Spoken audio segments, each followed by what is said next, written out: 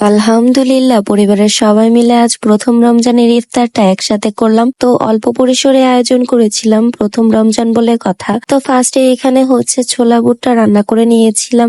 এই ছোলা ভুট্টা রান্নার পিছনে হচ্ছে আমার শাশুড়ি মায়ের স্পেশাল মশলাটা ছিল। এদিকে হচ্ছে বেগুনি বানাবো, এর জন্য বেগুনটাকে সুন্দর করে কেটে রেখেছিলাম লবণ পানিতে ডুবিয়ে। এবার হচ্ছে এখানে বেসন গুলে রেখেছিলাম আর গরম গরম বেগুনি ভেজে নিলাম। এদিকে হচ্ছে পেঁয়াজু বানানোর জন্য আমি ডালের সাথে পেঁয়াজ মরিচটাকে খুব ভালো করে মেখে নিলাম। আর এখানে কিন্তু হলুদের গুঁড়ো, লবণ, মরিচের গুঁড়ো, ধনিয়া গুঁড়ো, সাথে কিন্তু সেই সিক্রেট মশলাটাও দিয়েছিলাম। আর এখানে খুব সুন্দর করে গোল্ডেন ব্রাউন কালার করে আমি ডুবো তেলের মধ্যে সেই পেঁয়াজগুলোকে ভেজে নিলাম।